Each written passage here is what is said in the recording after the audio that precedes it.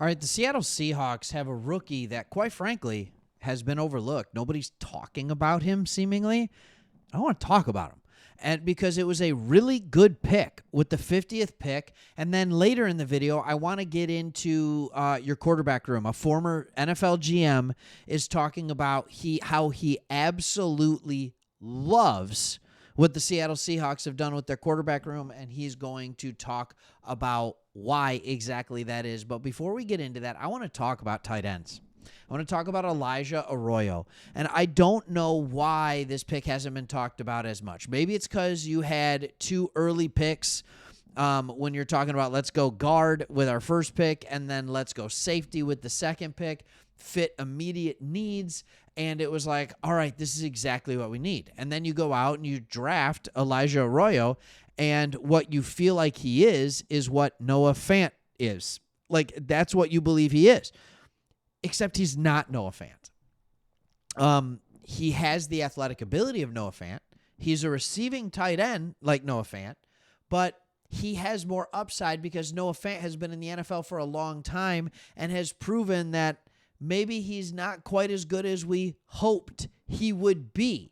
Remember, he came out, I want to say it was like him and Kittle from Iowa, and it was like, all right, Noah Fant's going to be the guy that's going to have 1,000-yard receiving seasons as a tight end. He's going to be this deep threat right down the middle of the field, vertical threat at the tight end position, and then Kittle's going to be your more all-around. Well, it turns out Kittle's a better receiving tight end too. So anyways, let's get into this, and let's talk about who he is and what the coaches were saying about him. First off, Arroyo is 6'5", 254 pounds. All right, it's a little bit bigger than Fant at 6'4", 249, and almost as fast. Here's what McDonald had to say about him. I want you to see this. McDonald said, this guy has an extensive route tree. Sorry, I just put it away. All right. That you have to account for a tight end body on the field and him also to be able to split out wide, do X receiver type of things, bigger body than we probably have right now on our roster, just provides a ton of value. By the way, there's a little thing in there where it's like, oh man, maybe he just thinks Noah Fant isn't on the roster anymore. Does that mean they're planning on cutting him if they can't trade him? We'll talk about that too.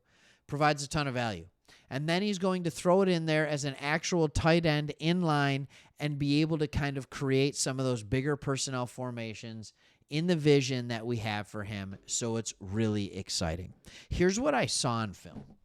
When I look at Arroyo on film, here's what I see. I see him, yes, taking advantage of linebackers and running away from them in coverage. Like, they cannot hang with this guy and his route tree and his route running ability.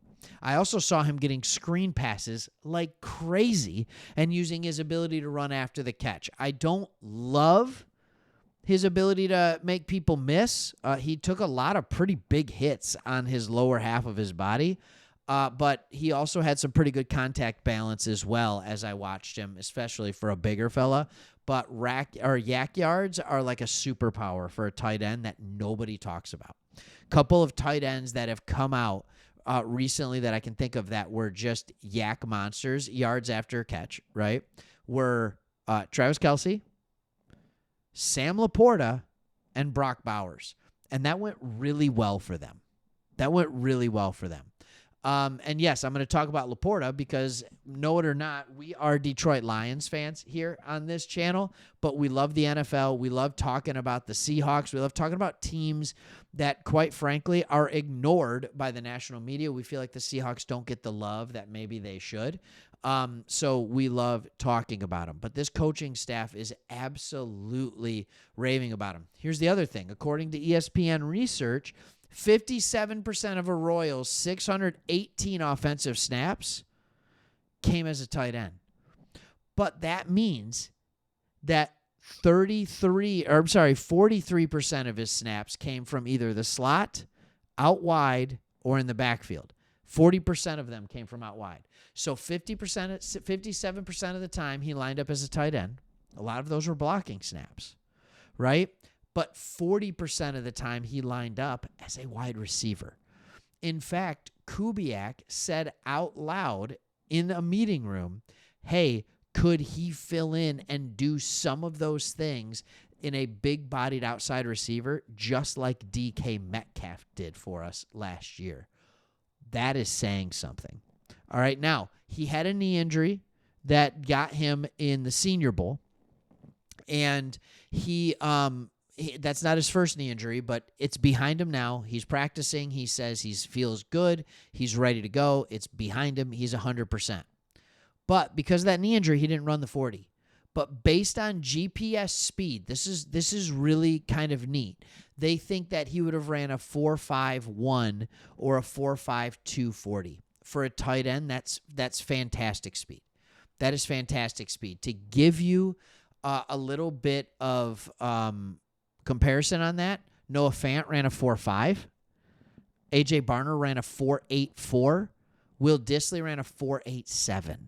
So that's what you have in the tight end room now, and that's what they ran, not what they're currently running. A.J. Barner is probably about the same. Dissly's close. I don't know if Noah Fant would still run a 4.5. I don't know that he would.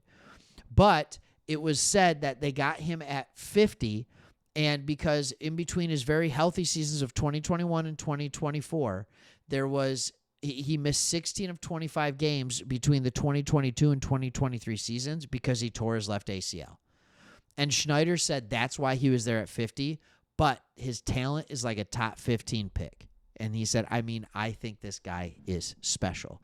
And what's nice is that they are going to have a quarterback who can throw to him. Let's talk about this for a second. And let's just make some talk about this. Mike Mayock said this. All right, we know that they got rid of Geno Smith. They traded him away, and then they signed 27-year-old Sam Darnold to a 3-year, $100 million deal, which is a much better, much cheaper deal than the one that Geno signed with the Raiders. But it didn't stop there. He spent a third-round pick on Jalen Milroe.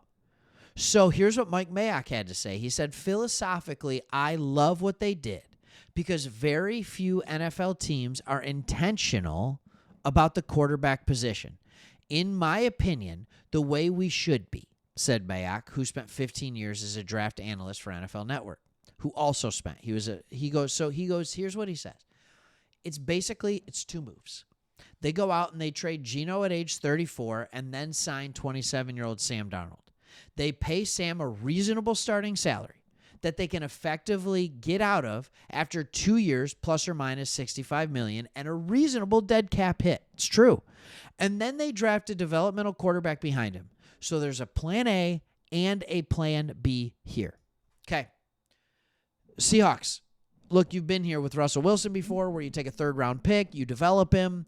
Great. I don't know why I always think Russell Wilson was a fourth-round pick, but everybody says he's a third-round pick. I'll have to look into it. But with all that being said, Russell Wilson, by the way, was awesome his final year at Wisconsin. Just absolutely awesome. So you get him and you get Sam Darnold, but you also have a plan B. Do you know how hard it is to just put all your chips in the we're going to get a superstar quarterback basket? Most teams don't have that. But if you can get Sam Darnold playing at the level that he played at last year in Minnesota, you have a good starting quarterback. He played like a top 15 starting quarterback last year. He absolutely did. But if it doesn't work out and he's not what you hoped he would be, which is what he was at Minnesota and or better, you have a backup plan with Jalen Milroe for a team that's picking in the middle of the first round. In the middle of the first round, and has a solid roster, you did the best possible thing you could do. You did the best possible thing you could do. What were your other options? Jackson Dart? Shedeur Sanders, pick him up at 155 or whatever it was? No. This was your best option. You picked up a good starting quarterback right now, and then you picked up a guy who could be a phenomenal dual-threat quarterback in the future. He wouldn't be day one, but he could be in the future. Good job, Seattle Seahawks. Phenomenal draft, phenomenal offseason. Can't wait to see what you do during the regular season. Thanks for watching. See you on the next one.